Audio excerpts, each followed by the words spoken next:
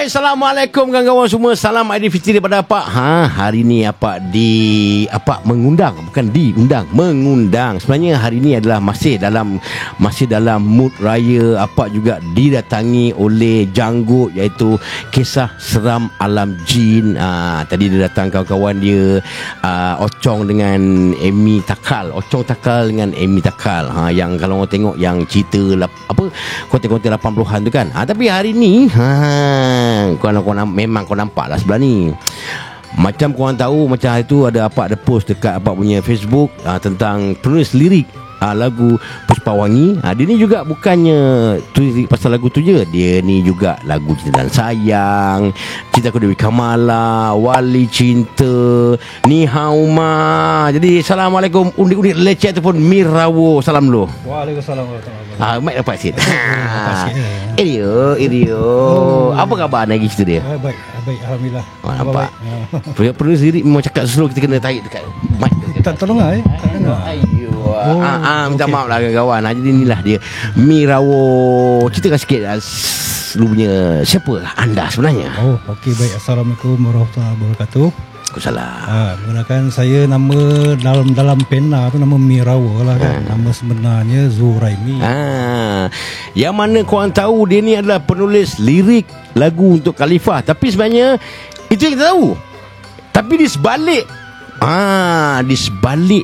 bakat menulis itu sebenarnya dia ni juga ada bakat tentang alam-alam mistik, alam-alam misteri sebenarnya. Betul tak? Lebih kurang lah. Jadi apa yang lu nak kongsikan dengan Apak channel lagi ni? Okey, baik. Pertamanya terima kasih kerana undang saya pada malam sama-sama ini, kan. Kepada siapa ni yang membuat montaj ni. Setat ni makhluk lah. Makhluk dia legend. Terbaik kan. Dia memang terbaik. Tapi dia masih lagi tak bagi terusi. Itu yang aku tak faham tu. Tak apalah. Kita dah sampai ke bas punggung ni. Ya, betul. Aduh. Tapi apa makhluk steady lah. Okey, teruskan. Okey, baik. Pertama nak kenalkan diri saya. Nama pena tadi tentang penulis lirik itu Mirawo. Nama asli atau nama sebenarnya Zuraimi. Di samping-samping saya boleh menulis lirik adalah satu yang mungkin nak dikatakan anugerah lah. Anugerah yang Allah bagi dekat saya ni. Sebenarnya saya tak nak tunjukkan diri pun kan. Apa paksa dia? Tapi oleh sebabkan kita nak menerangkan sesuatu benda, satu perkara tu supaya orang faham. Ya. Yang mana kita takut terkeliru. Okey, kadang-kadang kita terpedaya dengan perawat-perawat. Ada ke? Ada dukun-dukun yang mana menggunakan ilmu itu ke arah yang lain. Maksudnya bukan nak membantu tapi poket sendiri. Ada ke macam tu sebenarnya? Ada setengah perawat tu yang tak ikhlas perawat. Kadang-kadang ilmu Allah bagi ni kalau kita ikutkan Allah bagi tu percuma aja, kan? Tak ada bayar pun. Cumanya kadang-kadang perawat ni dia ambil sebagai kesempatan lah. Kesian pada orang yang nak merawat tu datang memang dah sakit. Lepas tu kena dicahkan satu benda yang tak masuk akal. Tujuan saya datang di live Apak ni malam ni lebih kepada nak menerangkan apakah itu perkara-perkara yang begini. Begini rupanya. Sepatutnya kita tahu begini, tapi rupanya bukan. Disebabkan oleh perawat tadi yang tidak ikhlas di dalam membuat perawatan. Bab perawat ni Apak tak tahu kawan-kawan ya. Jadi sebab tu Apak panggilkan si Mirawo ni untuk berkongsi sedikit dengan kita pada hari ni.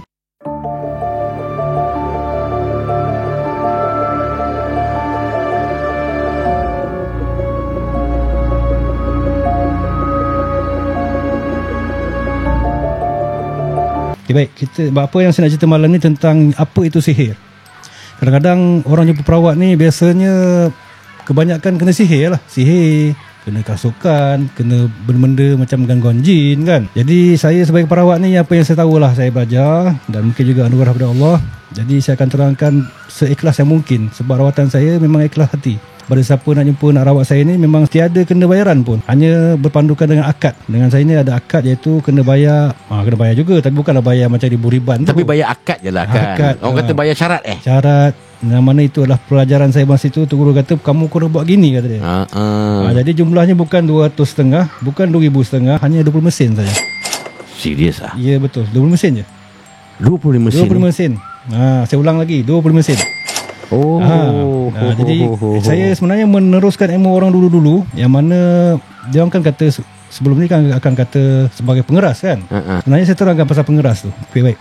Orang dahulu-dahulu dia tak tahu apa nak sebut, perkataan apa nak disebutkan sebagai pendahuluan, yang mana kita kena letakkan suatu harga itu untuk menjalankan satu benda tu lah. Contohnya kita nak buat rawatan, ataupun kita nak jual beli, mesti ada jual dan beli. Jadi orang tua dahulu dia kata pengeras. Kadang kita kata pengeras ni, orang akan kata ni kawan dengan jin ni, pengeras. Jadi saya terangkan tentang pengeras dulu. Pengeras ni sebenarnya adalah orang tua dahulu dia ada satu garisan lurus ataupun border kita panggil, sempadan, yang mana engkau di sebelah sana, aku sebelah sini, ataupun aku perawat di sini, yang sana adalah pesakit.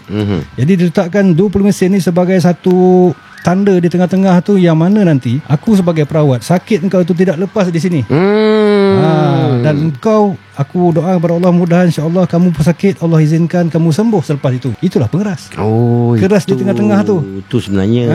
Itulah maksud pengeras. Cuma kita ni di momok-momokkan cerita-cerita siapa pengeras ni. Ni kawangan jin ni, tak boleh, tak bagus. Tapi nak tanyalah, kalau macam pengeras yang orang kata 2,500, ada yang pengeras 500, ada pengeras 859 ringgit, ada macam-macam lah tu, macam itu. Itulah yang saya nak terangkan di sini. Sepatutnya tidak begitu. Pengeras ni sebenarnya seikhlas hati yang kita letak harga yang paling rendah sekali. Berapa? Bukannya letakkan harga yang paling tinggi. Setengah perawat diletakkan contohnya 2,500 pada yang mampu.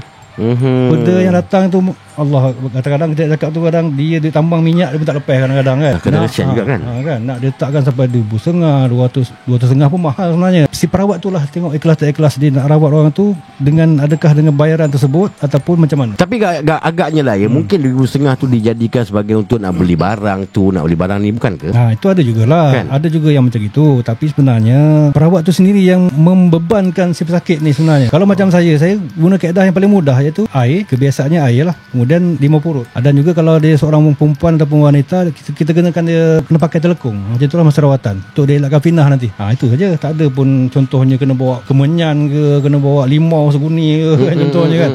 Itu benda yang bagi saya lah, dia sebenarnya tu benda yang diciptakan oleh si perawat tu sendiri, untuk membebankan pesakit. Dah lah sakit, nak tambah beban lagi kan. Tapi bukan ke setiap orang, setiap perawat tu dia ada style tersendiri, ataupun kaedah tersendiri.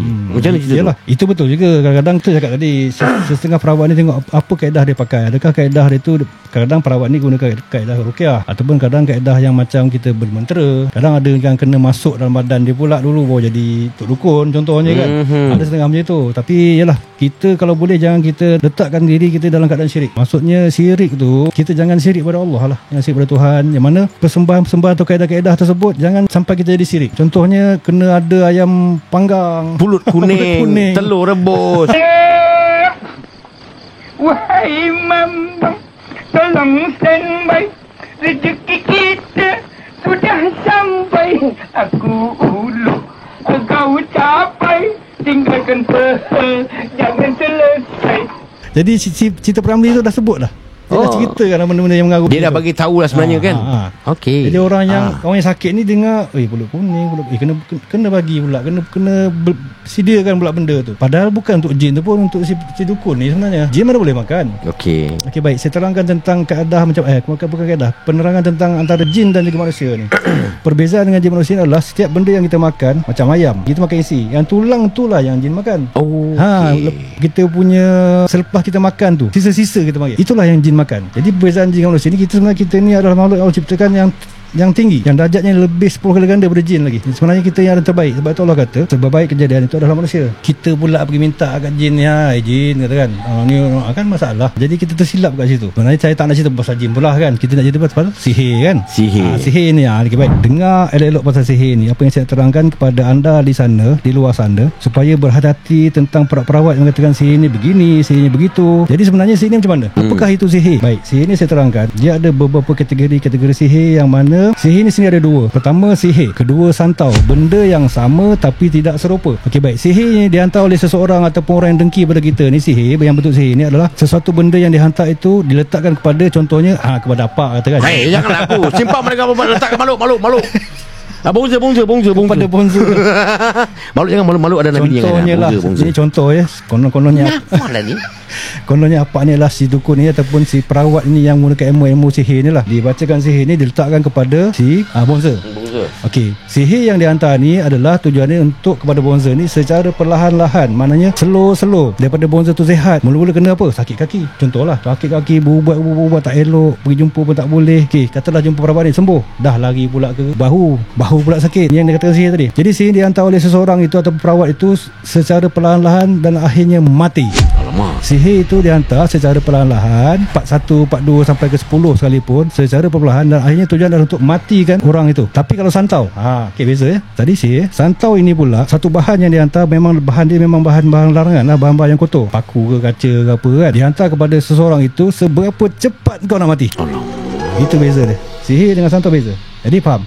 Sihir ini dihantar secara perlahan-lahan. Itu yang kadang sakit tu bertahun-tahun tak sembuh-sembuh. Itu sihir. Walaupun pergi hospital. Ya. Tapi kalau santau tu, itu yang tengah makan cantik, tengah makan muntah darah. Kadang-kadang kalau Allah izinkan tu pula akan keluar kaca lah, keluar lipan lah, kalau ulat-ulat lah. Itu santau. Beza ya antara sihir dengan santau. Okey, bab tu kena faham. Sihir dan santau benda yang sama tapi berbeza. Tujuannya lain-lain. Okey, kita pecah pada sihir pula ataupun santau ni. Santau ataupun sihir ni kita masukkan bab sihir dulu. Sihir ni ada beberapa jenis. Sihir bertempat, sihir laluan, sihir yang dihantar, sihir tujuan. Okey, saya ulang balik. Bertempat, dihantar, tujuan, laluan. Ada 4 kategori. Okey, sihir yang bertempat ni contohnya orang tu nasi lemak. Memang nasi lemak, kedai nasi lemak dia memang macam orang kata penuh lah kan. Penuh sentiasa. Sebab didengkikan oleh orang ni, tiba-tiba satu masa tu orang tak nampak kedai dia, tak nampak gerai dia. Itu dia panggil sihir bertempat. Sihir yang diletakkan oleh satu orang itu dihantar ke tempat itu. Itulah sihir bertempat. Okey, sihir yang dihantar, ni yang dikatakan tadi, yang saya katakan santau dan sihir itu berbeza. Sihir dihantar ni melalui macam mana? Melalui bacaan-bacaan jampi oleh terbomoh ni lah, ataupun melalui penghantaran seseorang, kena barang letak kat mana, ditanam, itu yang dihantar. Sihir yang dituju itu melalui jin. Okey, ini yang kita katakan penggunaan jin tadi. Sihir yang dituju ni dia kena ada alamat rumah, tempat kat mana. Okey, kalau contohnya dia tu di rumah yang beralamat A, B, C, D 1, 2, 3, contoh jalan 1 tu semua, dia kena tulis tu. Si pengamal sihir tadi kena buat tu benda tu, supaya jin yang akan letakkan benda sihir tu di tempat yang dah dituju tu. Itu sihir yang dihantar. Cakap ni faham Okey, kebiasaan sihir yang dihantar ni diletakkan pada sesuatu tempat tu, memang orang tu tak tahu. Maksudnya jin tu yang menghantarkan melalui sihir tadi kepada tempat tadi tu, orang tak tahu. Keduanya sihir yang dituju ni lain pula. Dituju ni tu yang kadang-kadang kalau kita tengok cerita-cerita, tak cerita Indonesia lah pun, cerita-cerita yang tentang gambar tu itu sih yang dituju.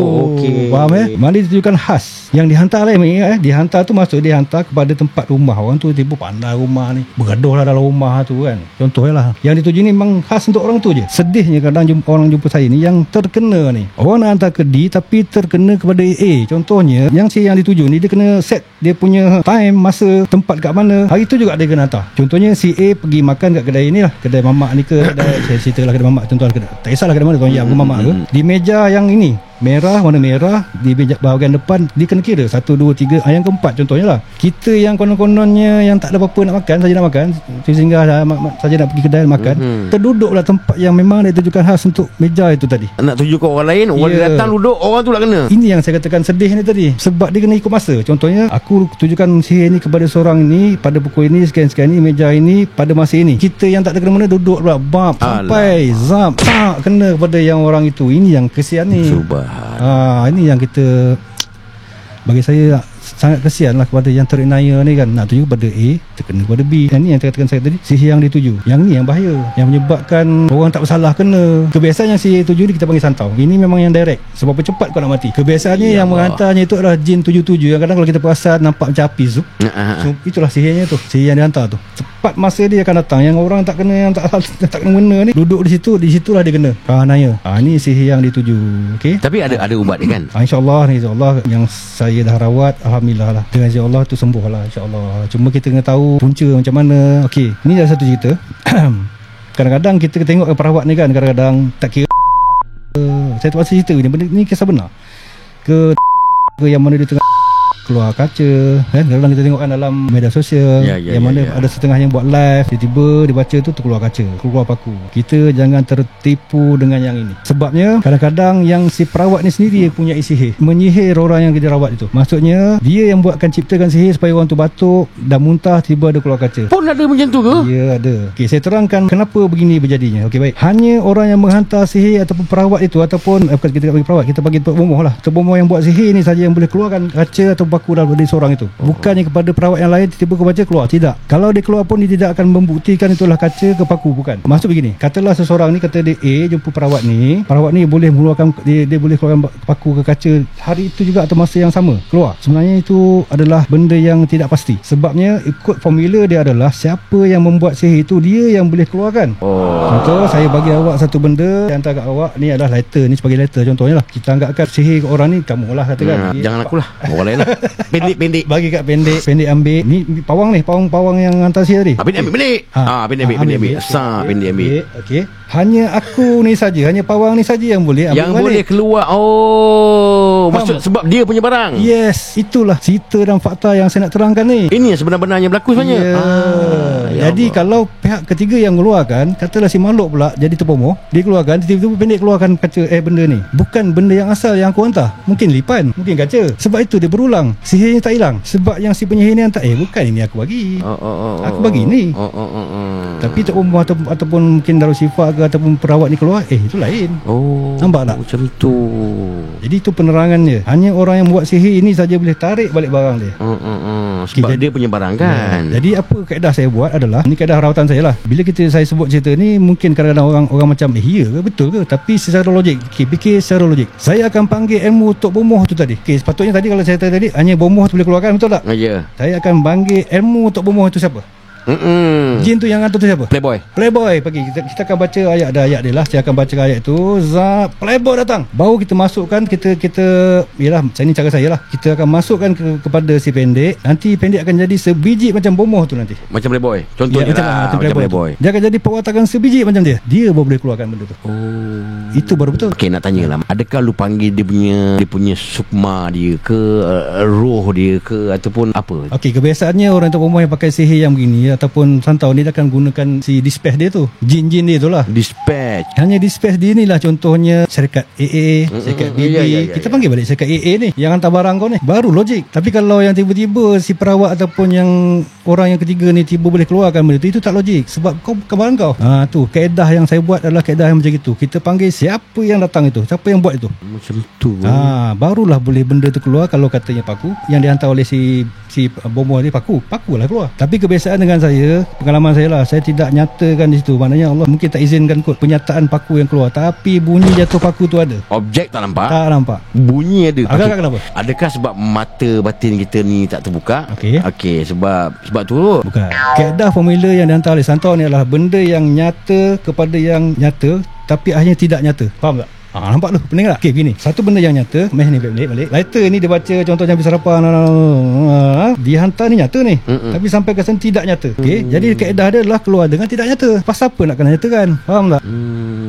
Sebab itu kalau kadang X-ray, kadang kita pergi hospital mana pun tak dapat jumpa paku, semua tak ada. Kadang-kadang nasib Allah nak izinkan adalah kebiasaan tidak nampak. Tapi orang tu punya rasa cucuk, rasa paku lah, ada apa benda ni. Jadi itulah sebenarnya kaedah dia adalah orang tu tak boleh nyata kepada yang sampai sana tak nyata. Jadi kita kena keluarkan secara tidak nyata. Tapi walaupun tidak nyata, dia punya bunyi jatuhnya tu ataupun cara dia keluarkan tu macam benda itu. Kebiasaannya saya akan katalah saya panggilkan benda yang dia punya dispatch itu, masuklah katalah dah masuk kat badan orang tu, dia akan merupakan macam orang itu omoh tu nanti dia akan cabut sendiri. Contohnya cabut paku di sini, dia kata paku di sini, dia akan cabut. Memang kita tengok macam cara cabut paku betul.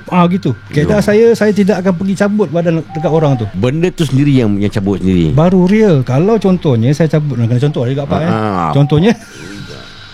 Contohnya paku tu ada di sini. Saya boleh je lighter ini di sini. Saya boleh je buat muka memek muka sikit. Punya teruk ni kan. Buat sound effect sikit. Dua je di situ. Sama ada betul aku tarik ataupun berlakon. Tapi kalau orang punya badan yang tarik, kau rasa sakit tu segi macam mana. Dan kita yang audience yang datang ni, kadang jumpa saya ramai ada datang tengok kan. Cara cabut tu, contoh kalau macam paku gini, dia akan cabut sebiji macam paku. Faham? Campak dekat. Saya dah sediakan bekas tu. Yang letak ni berbunyi. Tak nampak kan? Nampak tapi bunyi. Baru betul kan? Bukan saya kata saya dia betul, tidak. Tapi kaedah tu baru dah betul. Sebab tadi saya kata apa tadi? Orang yang hantar tu hanya orang itu saja yang boleh ambil balik barang dia. Kaedah saya adalah kita panggil siapa yang menghantar tadi tu, kita ambil dan kita masukkan badan orang itu. Orang tu yang akan cabutkan yang tak sedar tu lah. Dia akan keluarkan tu sebiji apa barang yang orang tu hantar tu. Kalau dia muntah, okey baik. Di sini saya datang pasal muntah. Kebiasaannya kalau kita tengok dalam perawat dalam mana-mana ke apa, ni kan orang band saya pula kan. Tapi ni saya nak, tujuan adalah untuk mengajar ataupun beri ilmu kepada sesiapa di audiens sana yang muntah ni. Kebiasaan yang muntah dengan saya ni tidak akan keluar nasi tu. Kalau kita makan nasi, kalau tak akan keluar nasi, dia keluar air je kadang-kadang. Itu pun nasi, kadang tak keluar pun. Tapi dia punya bentuk yang keluar tu macam ada sesuatu yang jatuh. Ada satu benda yang terkeluar daripada mulut dia. Kaedah untuk kita muntah, satu je, jolok, duduk tekak, bawa muntah kan. Ataupun kita makan benda basi, muntah. Tapi kalau dengan saya, insyaAllah, kalau ada benda yang ada dekat dia tu, dia akan muntah secara automatik. Ya, dia akan muntah. Maknanya kaedah tadi yang saya katakan tadi tentang kita jangan tertipu dengan perawat yang mengatakan aku dah keluarkan paku lah, aku dah keluarkan kaca. Jangan tertipu kat situ. Sebab hanya orang yang menghantar sihir itu sendiri yang boleh keluarkan barang dia. Itu kaedahnya. Melainkan kalau dia ada belajar ilmu ataupun belajar sesuatu ilmu yang Allah berikan, yang mana kita boleh panggil siapa yang buat itu. Bukanlah orang yang bomoh datang ke depan kita, tidak. Biasanya dia akan hantar dia punya despair tu lah. Yang makhluk tu tadi, yang untuk mengatakan barang tu tadi. Sebab daripada nyata kepada tidak nyata. Jadi kita kena keluarkan tidak nyata jugalah. Macam tadi, tak perlu pun aku tarik. Kau punya barang ambil sendiri. Pasal pula aku nak tarik. Nampak tak? Tapi perawat ni dia gunakan yang dia yang konon tarik kan. Oh, di sini paku, cabut. Yang tengok ni, iyalah cabut ke tidak. Tapi kalau di sini yang cabut, yang sakit tu cabut, barulah nampak situasi tu. Oh, iyalah kan, mana kau pergi barang, kau lah ambil. Dengan saya, selagi tak habis barang di badannya tu, lagi tu dia akan keluarkan paku ke, bentuk kaca ke, bentuk pasir. Kalau pasir dia akan sapu, dia akan cakap sendiri, pasir macam tu lah. Ini yang lu cakap ni adalah orang yang datang merawat tu kan.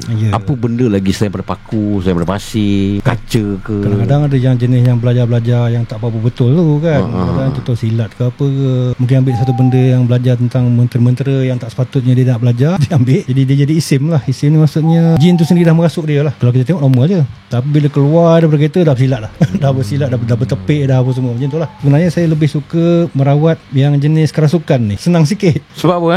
Sebabnya senang sikit. Kalau orang macam kita tak tahu apa ni kan, lama.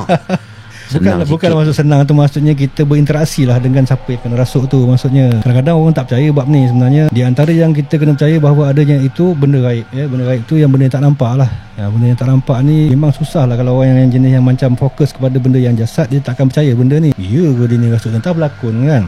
Sebab benda ni tak boleh berlakon. Dia tak boleh berlakon kalau benda tu kerasukan. Dan jin ni pula, dia sebenarnya bukan kuat mana pun. Oh ya. Habis yang kata kita pegang tu, tolak kita, datanglah 10 orang, 10 terbang tu, macam mana tu cerita tu? Dia sebab gunakan kekuatan orang itu, jasad itu. Jadi dia begini, jin ni dia sebenarnya tak ada kuat mana pun, tapi bila masuk bertumpang dengan badan manusia, dia akan jadi 7 kali ganda kuat. Jadi ceritanya jin tu menggunakan tenaga si Polan tadi tu. Jadi si Polan yang kuat sebenarnya. Ya, sebenarnya. Tapi kalau yang perempuan tu macam mana tu? Okey, kalau yang perempuan ni kadang-kadang batas-batas ni yang kita kena jaga. Sebab jin akan letakkan kita kepada hati kita ni supaya usik benda yang tak sepatutnya. Itu leceh. Kan? Selalu ni bab ni yang kita kena jaga. Saya paling tak suka kalau kamu pegang pada benda-benda yang tidak sepatutnya kamu pegang. Itu saya warning. Sakitnya tu bukanlah kat situ, dah dia pegangnya juga kat situ. Ada macam tu? Ada. Serius ah? Serius. Dia nak pegang juga. Kan dia tolong ubatkan orang tu. Itulah yang kita selalunya dipermainkan oleh perawat yang tak sepatutnya ni. Yang mana belajar entah mana belajarnya, tiba-tiba jadi perawat. Contohnya macam tu lah kan. Kadang kebanyakan macam tu kan. Ada punya. Ya ada. Allah. Tapi setakat ni saya tak pernah pegang pun. Saya merawat, saya tak pernah pegang orang. Arahkan je. Kita arahkan saja supaya dia gini, gitulah. Macam tu. Yang pegang kalau darurat sangat lah. Contohnya kita tengah berinteraksi, tiba-tiba mengamuk pula kan, tendang kita ke apa ke semua. Jadi kita terpaksa tolak macam tu. Yalah, bukanlah pegang, tak ada. Kaedah saya bila kita ceritakan macam kita teriak pula kan. Saya arah aja. Saya akan ikat dia, contohnya aku ikat kaki kau, tangan kau, bahu kau dan semua contohlah. Ikat. Contohnya ayat gitulah. Dia akan terikat. Si pesakit tadi tu. Ya, yang kena rasuk tadi tu. Dia takkan bergerak Tak gerak. Buat macam mana macam tu? Tak gerak. Okey. Saya tak nafikan juga ilmu yang luar sana mungkin ada kaedah yang lain. Saya tak salahkan macam tu ya. Jadi kaedah saya begitu. Sebabnya kita tak nak timbulkan fitnah ni. Fitnah ni yang kita paling takut ni. Orang tengok ni, kau ni merawat ke meraba ni. Itu fail. Tak perlu pun kau pegang sebenarnya. Tak perlu. Tapi tak tahulah, mungkin bukan nak membackup sana backup sini tidak. Tapi kadang-kadang mungkin masa dia belajar tu mungkin daripada sentuhan ke. Okey, saya juga pernah pegang dia orang tapi berlapik lah. Pakaikanlah tuala ke apa yang kita lapikkan, contohnya kat tangan orang ni, kita lapikkan tangan, kain ke apa kan, lapik. Baru kita tolak ke tarik ke macam tu. Baru betul. Bukannya kulit dengan kulit bertemu dah lah kau tu bukan muhrim. Satu hal. Kan? Itu di titik berat kan. Itu memang saya jaga kat situ. tu. Bab muhrim jaga, sebab engkau tak ada apa-apa hubungan dengan orang tu. Kalau anak isteri mungkin lah kan, tapi ini orang lain kan, di batas-batas aurat tu kena jaga. Kena datang tu pula jenis artis ke apa contoh lah kan, lawa pula piwit kan contohnya kan. Time tu lah tangan ni tiba-tiba patutnya pegang dekat tempat lutut, ke tempat lain nak dia pegangnya. Gunung ganang kawan tu pula nak dia pegang. Apa hal?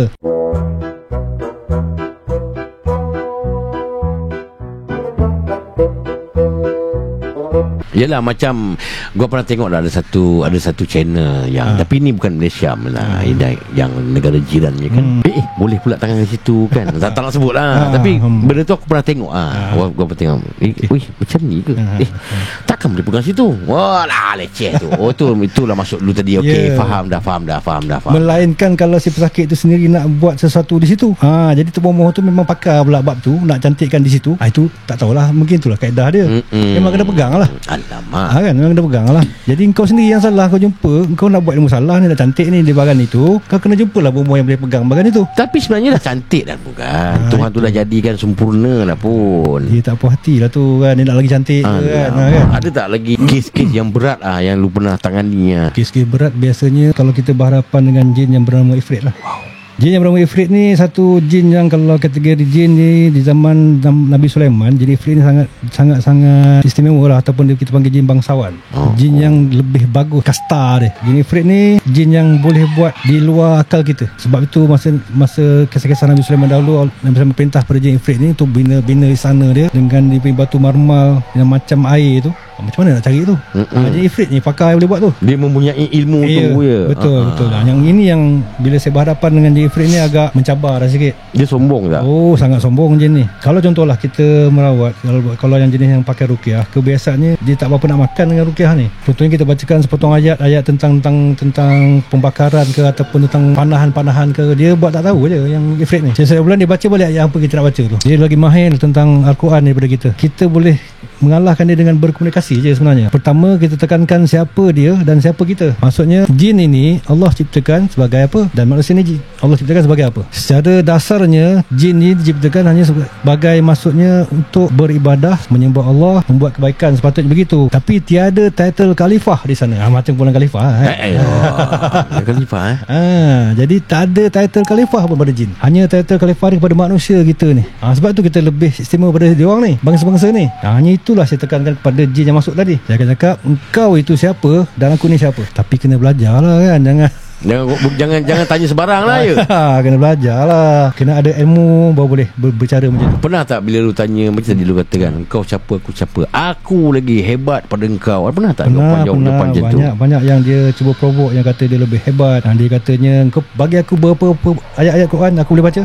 Kita pun test lah betul ke Ifrit ni yang datang ni. Kita bagilah surah Al-Baqarah itu, yang mana surah Al-Baqarah ni banyaknya bacaan ayat Al-Baqarah ni lebih kepada untuk membunuh, membakar, panahan. Biasa surah Al-Baqarah lah kita bagi ayat dia. Contoh, saya baca ayat pertama, engkau sambung. Dia sambung perfect dengan taranum sekali. Dan padahal kita tahu pesakit ni bukanlah seorang yang mengaji lah, kita tahulah. Tapi bila masuknya Ifrit ni, perfect dia baca. Jadi mahir membaca je.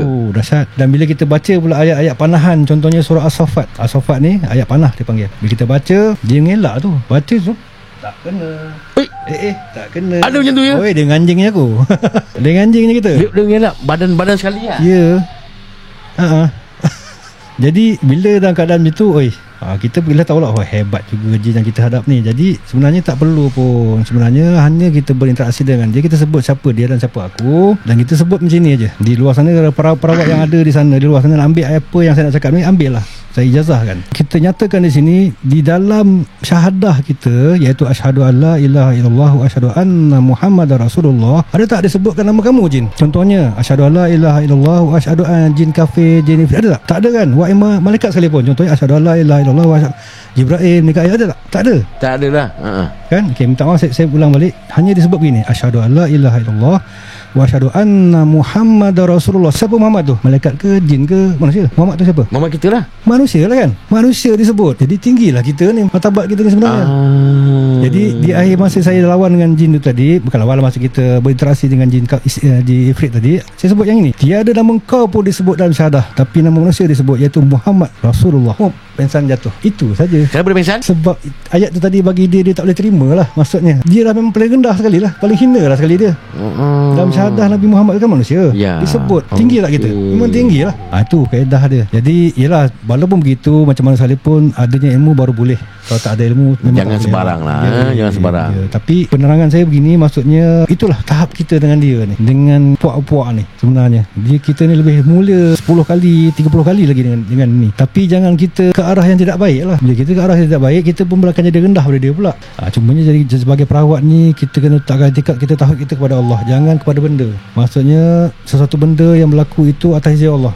Kalau Allah tak izinkan, dia takkan jadi juga. Kadang-kadang setengah pesakit ataupun orang yang berjumpa ni, dia nak kena jumpa orang yang pakai jubah, nak kena pakai songkok, nak ada tasbih di tangan, baru maksudnya nak nampakkan macam seorang alim watak yang orang walim kan.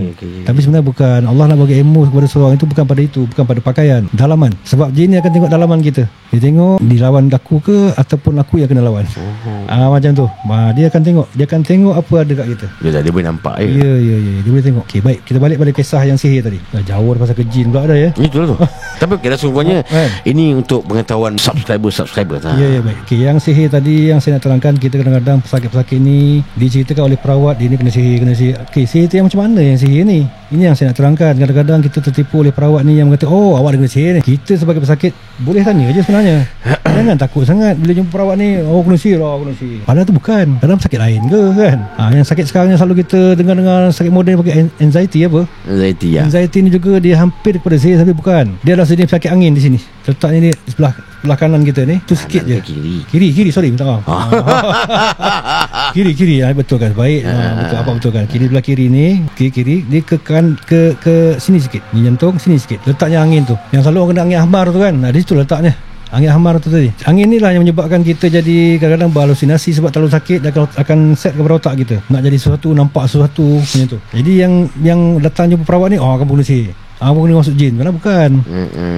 Anxiety yang menyebabkan macam tu, angin tersebut. Jadi kaedah dia, kita buangkan angin tadi supaya dia tidak kena anxiety. Itu sajalah. Sihir yang saya kata tadi, sihir yang dihantar, sihir yang bertempat, sihir yang dituju, sihir laluan tak sebut lagi. Okey, sihir laluan begini. Sihir laluan ni pula, bila kita pergi satu tempat tu, contohnya kita pergi bercamping ke, berkemah ke, atau pergi satu tempat yang kita tak pernah pergi, ataupun pergi contohnya kita berjalan-jalan, kita pergi laluan tu diletakkan sihir, kita lalu pop, kita terkena, itu panggil sihir laluan. Kalau kita biasa dengar pijak ala terlangkah lah.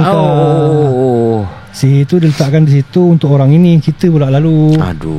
Tu yang kesiannya yang tak berdosa lah ya. Itulah yang kata, orang kata sihir ni lah yang katanya sangat menyusahkan lah. Tapi buat masa ni berapa banyak dah yang lu pulihkan daripada sihir? Bukan banyak lah juga kan. Maksudnya 100% pulih lah. Dengan izin Allah pulih. Sebab kaedah yang saya buat ni mungkin tak sama, mungkin juga ada yang sama, tapi berbeza. Sebabnya kita kena cari punca dia apa dulu. Punca dia yang ni, kita ambil yang ini. Janganlah pergi B ke C, D tu jadi mengarut. Kau kena benda yang A, buat yang A saja sudah. Kenapa nak kena B, C, D? Setengah perawat dia nak macam-macam ni sebab nak kenakan cas tadi. Itu yang sampai 1,500 lah, 2,000, 5,000 pun ada kadang-kadang kan. Dia sebutnya okey, ni kan kena begini. Ni kan sini kan pula tu 2 bulan, ada ulang-ulang pula, kena 2-3 hari datang lagi. Ada pula orang kata pemutus kan, dah lah buat rawatan pertama kena bayar sekian, kalau nak jumpa lagi nak putus pula. Apa hal pula nak putus. Dengan saya insya-Allah sekali saja. Allah nak izinkan, tidaklah begitulah. Pasal kita berdoa kan, apa pun pada Allah juga. Betul. Kita tak nak menyusahkan orang tu. Maka datang berkali-kali walaupun ikhlas. Contoh dah ikhlas. Katalah yang ikhlas ni dia bayar, kita terima RM50, contohlah RM50 ataupun RM10 cukup lah. Paling dikatakan ikhlas tadi RM10. Tapi kalau 5 kali dah RM50. 10 kali datanglah 100. Tak mana ikhlas ni tu? Ikhlasnya sekali saja. RM10 lah, RM2 lah. Apa masalah? Betul tak? Faham. Itulah ikhlas baru kita katakan rawatan ikhlas hati. Bab sihir saya rasa dah clear. Kalau tak clear nanti mungkin boleh PM apa ke kemudian kalau nak pasal-pasal ni yang PM saya kawan. Korang semua boleh pergi ke TikTok dia sendiri. Kan betul tak? Maksudnya kadang-kadang mungkin dekat sini ada subscriber yang cuba mencari perawat yang sesuai. Apa kata kalau lu letakkan ke nombor telefon ke, kalau boleh, ataupun lu letakkan lu akaun apa, Instagram ke, Facebook dan sebagainya, boleh ke? Kalau lu izinkan gua letak lah. Itulah itu yang berat saya nak nak berat nak bagi bukan apa, sebabnya saya tak nak nanti benda ni akan jadi satu benda yang bila maklumlah orang sakit ni banyak, ramai kadang-kadang. Sebab saya buat rawatan jebak malam Sabtu dengan malam Minggu, sakit pula saya akan terima 2 orang saja dalam satu malam. Saya tak terima yang puluh-puluh ni. Maksudnya ramai-ramai ni. Sebabnya saya tak nak jadi bila kita rawat tu tidak sempurna. Rawatan tu tak sempurna lah maksudnya. Setengah perawat dia suka yang 30, 40, 100, 500 ni yang datang ni. Tapi cuba fikir, dalam 500 ke 200 orang tu sempurna tak rawatan? Yelah, sebab nak fikir lepas ni naik, lepas ni warni kan. Mungkin si perawat ni pun tak fokus kan. Tak fokus satu. Okay, Kau bukan merawat sudah, tu kau bisnes sebenarnya. Alamak. Betul tak? Yelah tu. Kalau seorang tu letakkan kata RM5 pun, kalau 100 RM5 babe. Tapi lah kalau katalah ada orang nak jumpa lu, macam mana ni? Okey, alamak, ini saya berat di sini ni. Mana tahu dia ada dalam ni yang betul-betul sangat nak jumpa dengan Melawu, terdesak sangat ke? Mana kita tahu? Boleh dan TikTok saya lah lebih kurang. Okey. Nama TikTok saya Rawo Tengkujuh. Okey, nanti guys, nanti apa letakkan dia punya gambar dia kat sini gitu. Okey, insya-Allah lah. Cumanya saya bukanlah untuk saya nak bisnes ke apa, saya hanya bantu memang ikhlas hati. Mana siapa nak jumpa saya ikhlas hati. Tu insya-Allah. Bab saya mungkin saya rasa dah settle. Sekarang ni nak terangkan sikit sebelum kita nak habis kita punya live ni. Okey. Sebab saya tak nak panjang. Kita penerangan kita sikit sudah besok kan. Besok kerajo. Ayo. Okey, baik, saya nak terangkan pula tentang saka. Banyak kan perawat akan bermain-main tentang saka ni. Dia akan sebut saka inilah, itulah, inilah. Okey, baik. Saka ini ada 2 saja, iaitu saka dampingan. Pertama, kedua, saka keturunan. Hanya ada 2 saja. Saka dampingan kebiasaannya berbentuk jin-jin lah.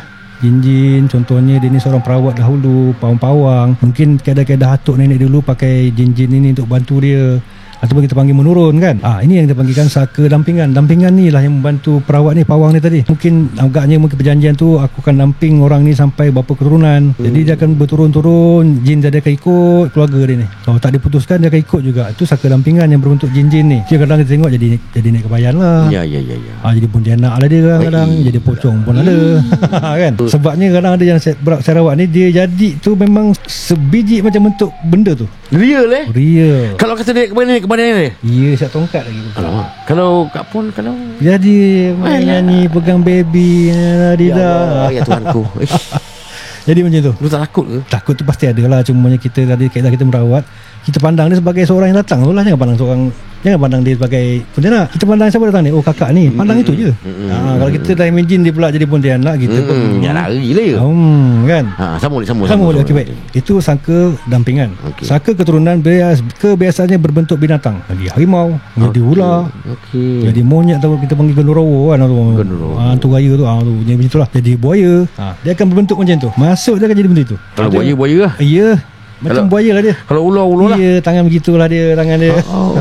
Okey. Kita terkeliru kat sini. Kadang-kadang perawat ni sebut je, saka ni saka. Apa yang saka apa kau sebut ni? Dengan saya akan betulkan. Okey, katalah rawat dengan saya, saka keturunan apa ni? Kita akan sebut lah. Kita akan tanya dia benda ni. Nanti kita akan cek dia. Kita baca ayat sesuatu, dia akan jadi tu. Kalau katanya saka dampingan tadi jadi nenek kebayan, jadi nenek kebayan. Berbentuk nenek kebayan lah. Bukan nenek kebayan betul dah. Pergerakan dia tu. Kalau katanya saka keturunan ni harimau, dia akan jadi bentuk harimau. Dia akan turun badannya, buat cakar lah, apalah bunyi gitu ke apa kan. Dia kan jadi macam tu. 2 ni saja saka dampingan keturunan. Cumanya kalau keturunan ni agak sukar sikit, sebab kita nak tahu perjanjian dia apa.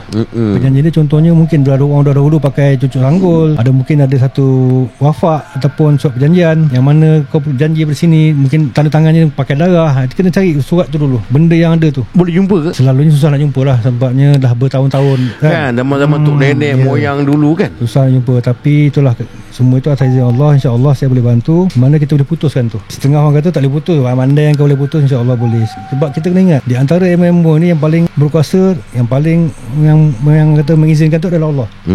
Yakin kat situ je, InsyaAllah. Itu je lah, sebut sikit kot sebagai penerangan tentang tadi sihirnya apa, sihir tu berapa kategori, saka apa pula kan. Begitu, supaya nanti di luar sana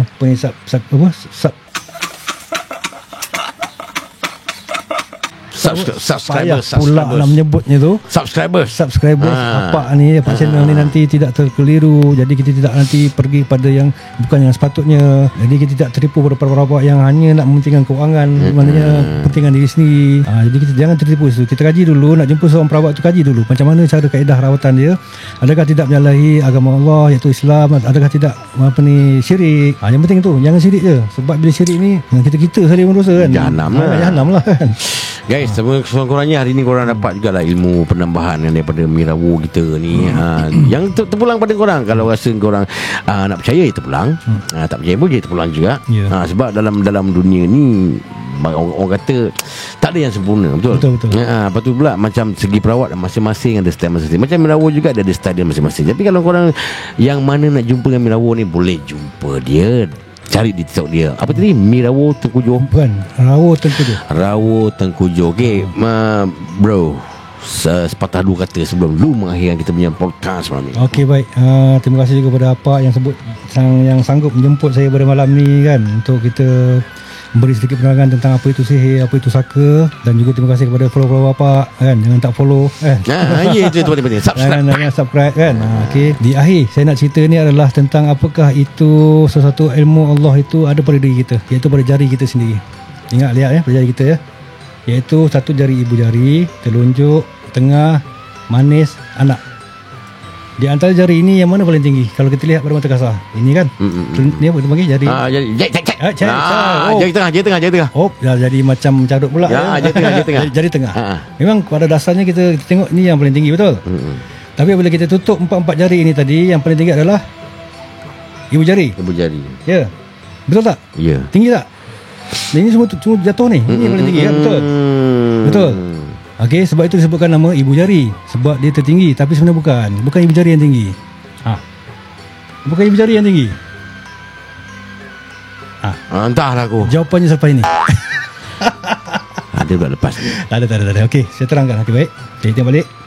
Kita yang biasa ni, orang yang betul biasa ni akan kata jari tengah. Yang nampak jari tengah. Bila kita turunkan semuanya, ini yang paling tinggi.